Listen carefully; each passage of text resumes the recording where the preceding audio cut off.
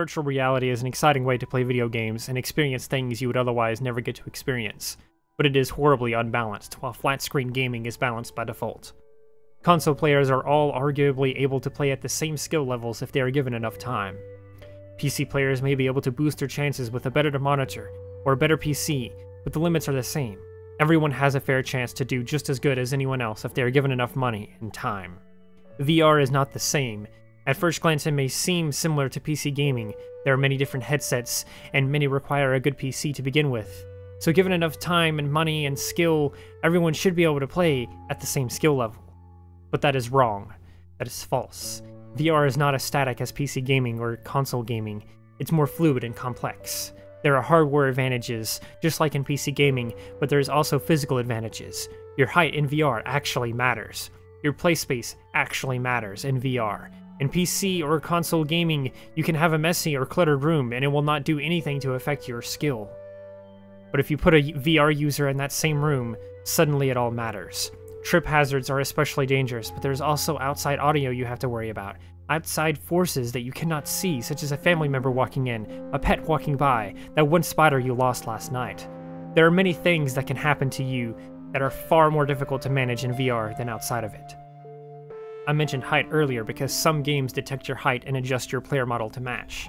This inherently means you will automatically start the game with either an advantage or a disadvantage depending on the game.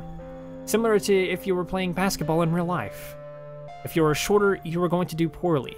However, sometimes the shorter you are, the better you are. Think first-person shooter games, where being smaller means you can hide behind cover easier, or are just a harder target to hit. The height is seemingly the easiest thing to fix in VR gaming, but it is not. You could just as easily make every player model the same size regardless of your real-life selves, but a short person would then not be able to bend over as far as people who match the default height, because they would hit the floor in real life before they reach the floor in-game. Some people use this height to cheat and glitch out games. Adjusting where your floor is in your play space can lead to your headset, and by extension your games, thinking you are taller or shorter than you really are. I have encountered massive players in Pavlov before that are like 6 feet tall, 7 feet tall, 8 feet tall, you name it, that are just massive in size. And they use this height to glitch through walls or look through the ceiling to see rooms above them. It made things unbalanced and unfair. There are trade-offs to faking your height, but there is other ways VR is unbalanced. Take yourself, for example. Comparably, how fit would you say you are compared to your average athlete or regular gym goer? Likely you said you are not as fit as people who spend their time trying to get fit. This is another place of unbalance in VR. VR is a physical activity. You can make it less physical in various ways, but ultimately, people who are more fit will do better in VR if they have the same amount of time spent in VR. There's yet another element that makes VR unbalanced, and it has to do with motion sickness. Some are far more prone to it than others. Arguably, this is more of a handicap, but it's not something you would ever see costing a PC player or a console player their victory. It's unique to VR, and while VR sickness can be overcome with time, not everyone can overcome it. VR games handle this by adding alternative means of travel in-game. Usually, it is a point-and-click to teleport type of system. This can be abused and can sometimes lead to unbalanced games as well. For example, you can almost always move faster by teleporting than you can by running. You can also combine the teleporting movement with your own movement and go faster. Alternatively, sometimes this teleporting is not good enough, and you will move much slower than you would if you were not using the teleporting.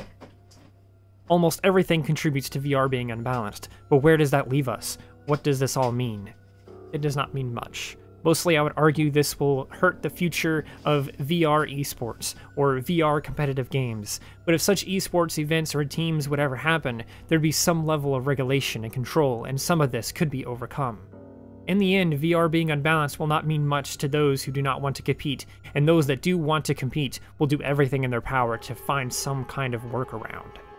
For esports, this could have special rooms for each player, giving everyone the exact same amount of room. There could be some kind of height category, similar to weight categories in wrestling.